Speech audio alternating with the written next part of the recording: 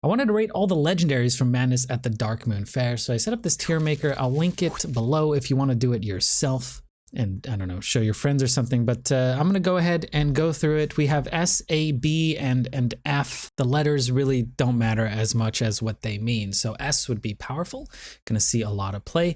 A is playable, it'll see some play. B is fringe, it's not going to see too much play at all, and F is just, it's not going to see any play because it's unplayable. So we're gonna start with Goon, the Blood Goon, the Blood God here. 8 mana, 8 priest card with battlecry. Draw two cards. They cost health instead of mana. Now I really like this card. I think this design is awesome. It is kind of gonna bring back Big Priest or Res Priest, which people tend to hate. So this will probably be an annoying card and people will start to hate this card, but I still think the design is kind of cool, making them cost health instead of mana. If you draw big minions, you're going to be taking quite a bit of health away from yourself. For example, maybe you get a Karta Defender. Costs 6 health to play, it'll give you 6 health back. Kind of cool, right? Priest does have a lot of self-healing, so maybe they can make up for it with you don't care if you lose health because you're gonna heal later on through, like, I don't know, radiance, or maybe you're playing quest priest and you just heal yourself every now and then, or maybe you have Sandhoof water bearers that you're playing off of this and that's gonna heal you. So pretty cool card here, and I'm going to actually put this at powerful. I think we're gonna see a lot of this card. I do think it's like a 4.5 to a 5 out of 5 card for me. Next up, we have Inara Storm Crash. Now, Inara Storm Crash is very strong. I think we're going to be seeing a fair amount of Inara Storm Crash. A 5 mana 4/5 is decent stats because it gives you Doomhammer, essentially. While this is up, you have Doomhammer. So instead of actually playing a Doomhammer, getting it oozed, you get a body on the board. If they don't deal with this, it's going to be super good. You can maybe, use this with some rock biters, or use this with there's that other thing that gives them attack now. I forget what the spell is called. And Shaman also has access to a ton of healing. So maybe you don't care to take a little bit of face damage if it means you can remove some minions from the board. So you can use it aggressively, you can use it defensively, and all in all, fantastic card. I think this is another powerful card here, so I'm gonna put in an S tier. All right, next up we have Ticketus, 6 mana, 8/8 demon for Warlock. I think this is one of the best cards in the game, or sorry, in the set. With the battle cry, remove the top 5 cards from your deck, corrupt your opponent's deck instead.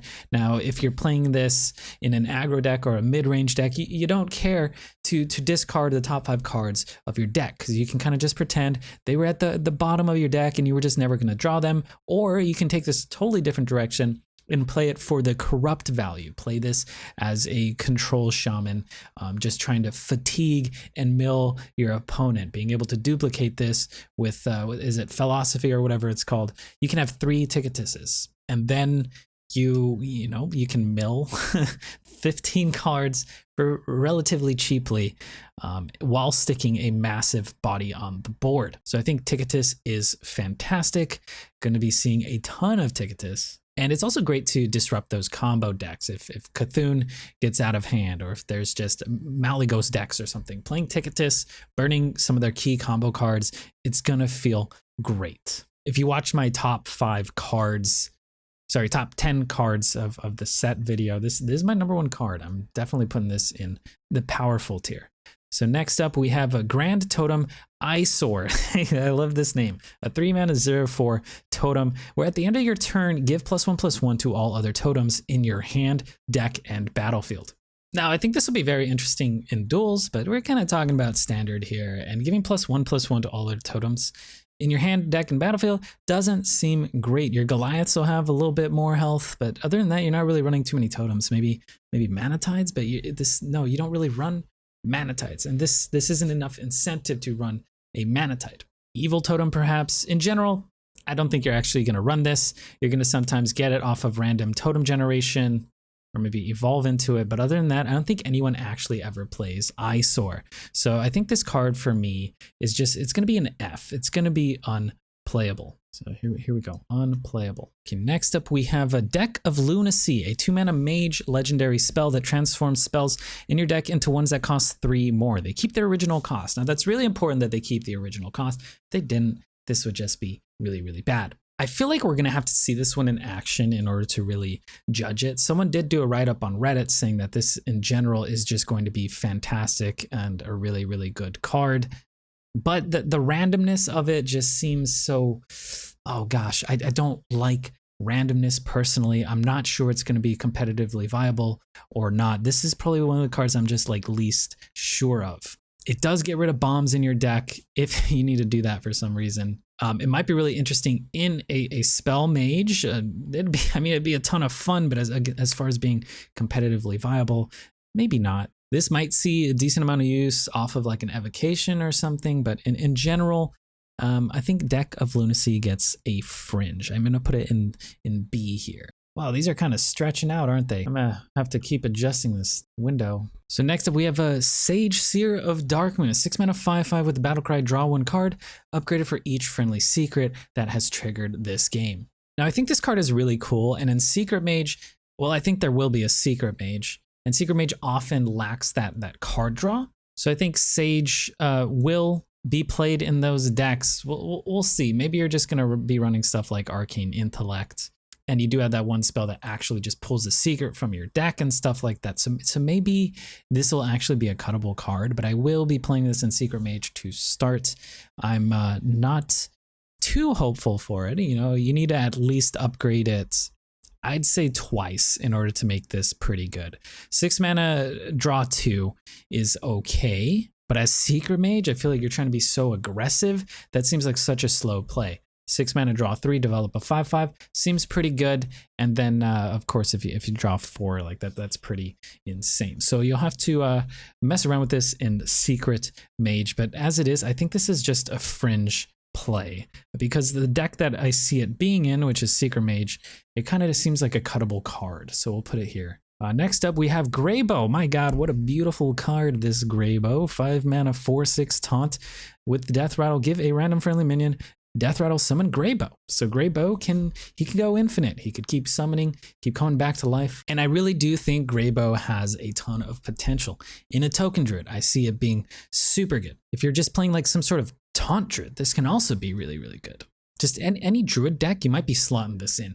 Highlander druid has kind of just been like a tier 4, tier 5 deck. Maybe this slots into there and makes it a little bit better. So I do like Grebo. But I'm actually going to put him in fringe, not in playable. I do have a buy. I kind of want to put him in playable. No, well, yeah, I'm going to put him in fringe. Okay, next up we have Tenuou, the Red Smoke, the legendary rogue card, 2 mana 3/2 with battlecry. Return a friendly minion to your hand. It costs 1 this turn. My goodness, Tenuou is insane. It's Shadow Step, but could be even better. Plus it has that body on it. Of course, it costs more than Shadow Step, which is free, but you can use this with Flick. You can use this with Jandis. You can use this with Cthun. You can use this with Togwag. I think this card is amazing. I think this card is 5 out of 5, and that definitely goes in the powerful tier. So next up, we have a Rinlings Rifle, a 4 mana 2/2 weapon for Hunter, where after your hero attacks, you discover a secret and you cast it. Now, it does seem like Secret Hunter is being pushed as an archetype, and this is definitely going in that deck. Even if it's not, I think this goes in a Highlander Hunter. I think this might even go in like an aggro Hunter. This is a very, very strong weapon. I'm giving a lot of like 5 stars, but these are just some really, really good legendaries we're seeing so far. And by 5-star, I mean powerful in this scenario. So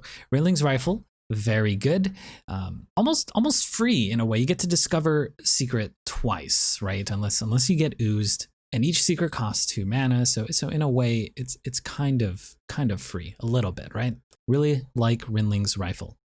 Next up, we got Deck of Chaos, 6 mana Warlock spell with swap the cost and attack of all minions in your deck. Now, Deck of Chaos, I can see a lot of meme action going on with Malygos. Just discounting Malygos, you know, and Malygos is already a strong Warlock archetype. This makes it even better, right? So I really do like Deck of Chaos, but I'm worried that Warlock is just not going to go in the direction that makes Deck of Chaos good. I think they're going to go in more of like a control build using Ticketus and stuff like that, or maybe a Demon Zoo build.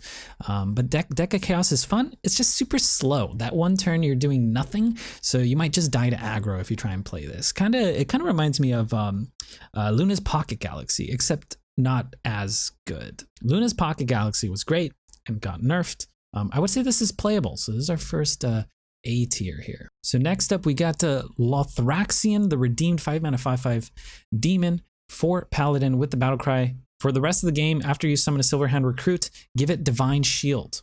Now, I think this card is just going to be played in most Paladins. If you press Hero Power, it's now going to have a Divine Shield on it. That is incredibly good. If you're using it with something like Air Raid, that's very good.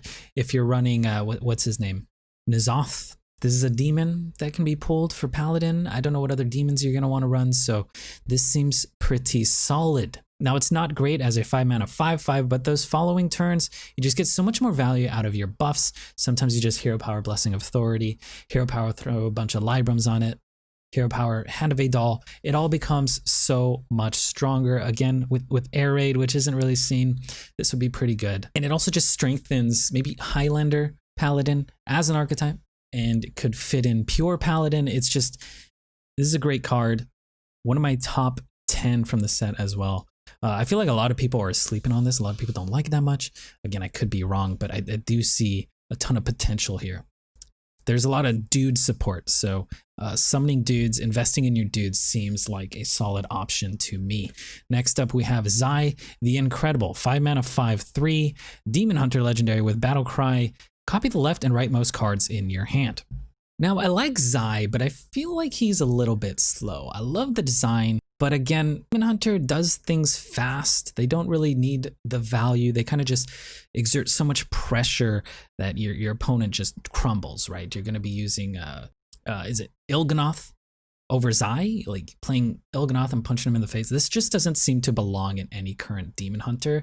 While this is a strong card, could get you insane value. If you're playing cthun, and maybe cthun's the only card in your hand, you could play this, and I believe you get 3 cthuns. If you're playing Yogg, get 3 Yoggs, or just 1 extra Yogg. Just duplicating any card seems really good.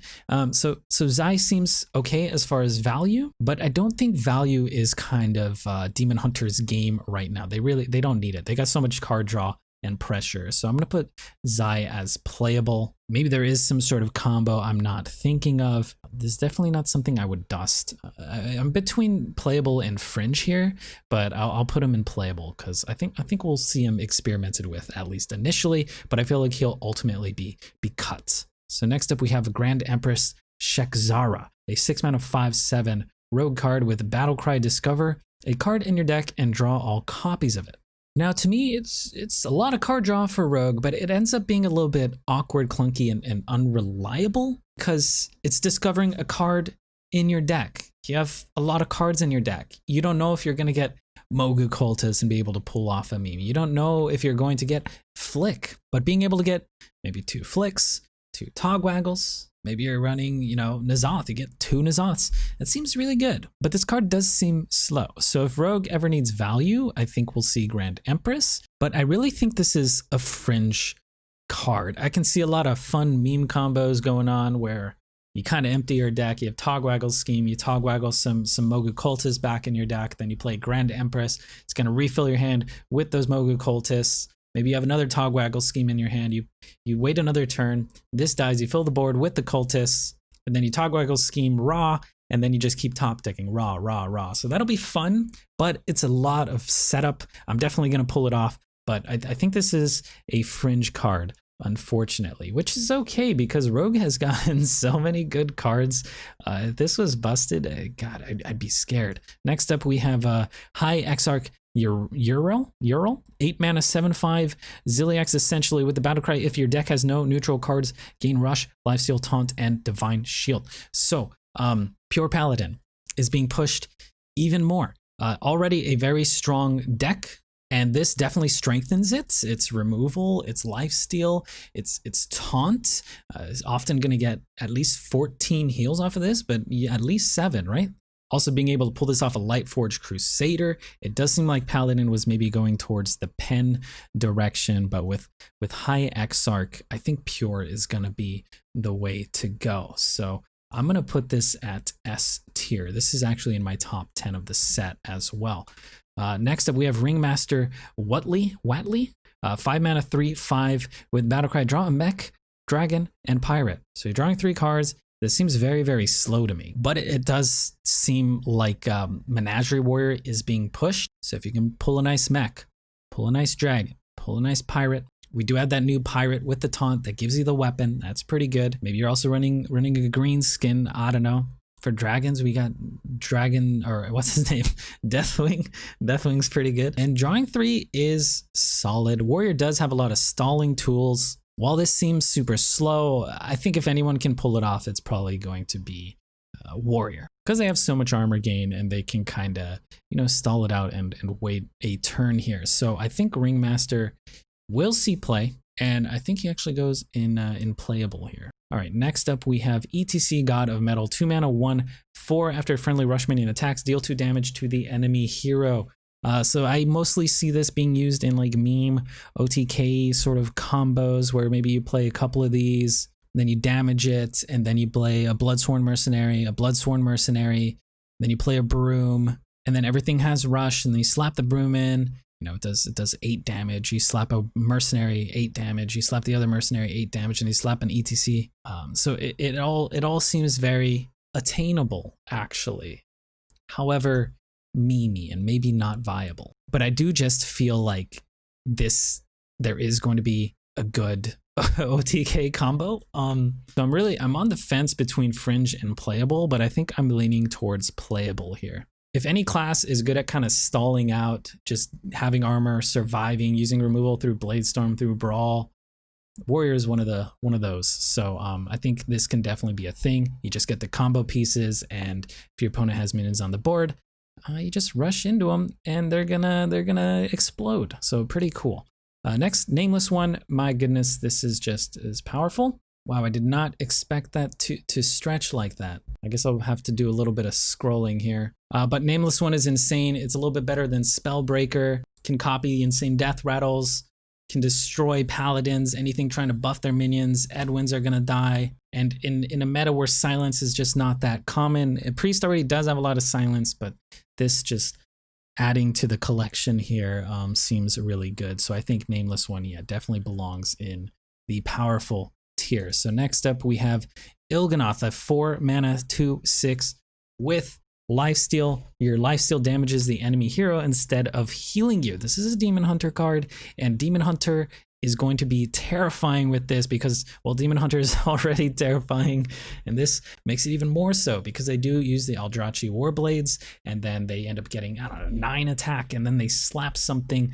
Hopefully, well, for them, hopefully your face. For you, hopefully they don't hit your face, but let's say they hit your face for 9. It's gonna do 18. Like, that's, like, come on, man, what the heck? That's so good. This is powerful. Very, very powerful. A lot of powerful legendaries, man. I don't think Demon Hunter needs this. I am terrified about it. I do think this is probably going to be nerfed because it's not interactive or fun. I think it will be problematic. This probably should have been in my top 10, and I was considering it for my top 10, but I thought everyone else was going to put it in there, and I kind of wanted to, pick a different kind of list. So next up we have Maxima Blastenheimer, 6 mana, 4/4 hunter card with the battle cry. Summon a minion from your deck. It attacks the enemy hero, then dies. So this is probably going to be used in some sort of death rattle hunter, and it really promotes fun deck building. So I really like that. As far as it being viable, I'm not too sure of. You really don't want this hitting like a crush because you don't want your crush to immediately just die after this. You want it to hit that tonk. So maybe if you can put a lot of tonks in your deck, reliably pull this off with the tonks, maybe even Oblivitron, I think that's his name, seems okay. So I think Maxima is Fringe. All right, next up we have Kiri, Chosen of Elune, 4 mana, 2/2 druid card with the battlecry. Add a solar eclipse and lunar eclipse to your hand. It's not really letting me show this with this setup, but lunar eclipse is 2 mana, deal 3 damage to a minion. Your next spell costs 2 less. Your next spell this turn costs 2 less. And then solar eclipse, your next spell this turn casts twice for 2 mana. So you can use them both together. Kiri is a little bit slow, and I'm a little bit worried it's too slow. I do think it will enable some combos, but if you're doing this on turn 4, you're probably gonna die. If you're setting up for a crazy Malygos turn, it'll probably be solid. Maybe you're setting up for a double swipe or something, or a double starfall, or a double overgrowth. Like that could be really, really good, but seems slow. It has a ton of things to do with a lot of mana. I don't know if you want to do this. There probably is going to be a combo though, so I'm going to put this in playable. It is a very good card. I'm kind of leaning between a playable and a powerful, but I think it's going to be playable here. Next up we have Cthun, the Shattered, 10 mana 6/6. Start of the game, break into pieces, battlecry, deal 30 damage, randomly split among all enemies. So you have the Eye of Cthun, which deals 7 damage, randomly split among all enemies. You have the Heart of Cthun, which is 3 damage to all minions. Body of Cthun, which is summon a 6/6 Cthulhu's body with taunt. You got Maw of Cthun, which destroys a minion of your choosing. And then, wait, that's it. Those 4. Yeah, those are the 4 pieces. So they're not great, really. Your deck is going to really need cycle and just draw in general. This is going to be like a race, a non-interactive thing. Maybe Rogue's the one. Maybe Rogue's going to be just drawing incredibly fast, and then they play this, they step it, they play it, and that's just it's a ton of damage. The hard part is going to be actually drawing all the pieces, and if that is actually viable, or if you're gonna die before you can do so. I really like Cthulhu. I think he's fun. I'm worried he'll be uninteractive, but at the same time, I'm worried it's just gonna be too hard to pull off in the meta because it's very, very aggressive. I'm gonna put him in the playable. Next up, we have Yasiraj, the Defiler, 10 mana 10/10 with a battle cry. Add a copy of each corrupted card you've played this game to your hand. They cost 0 this turn. So you want to play them this turn. You don't have to. They'll just cost quite a bit more mana if you don't play them this turn. There are a lot of good corrupted cards. If you end up just pulling off like 2, or like that's enough to make this really, really good. I think we'll be seeing a ton of Yasiraj. He seems like a fun card. Plus, I just love the flavor of the old god feel. So I'm gonna go ahead and put this in playable right next to Cthulhu. Next up we have Sylas. Oh, I forgot about this guy. Sylas with the battle cry, choose a direction to rotate all minions. Now everyone's been playing with him and he's actually surprised me quite a bit. Sylas definitely goes in playable. We already know a fair amount about Sylas. So we'll save time and go on to the next one, which is Yoggsaron, 10 mana 7/5. Battlecry, if you've cast 10 spells this game, spin the wheel of Yoggsaron. Now, Yoggsaron can do a lot of random things, most of them quite good, and you're going to be happy about it. But, you know, some of them can be crazy, like the Rod of Roasting is just going to keep going until someone dies. If you use this with Demon Hunter, I guess you can blur, make sure you don't die when you Yoggsaron.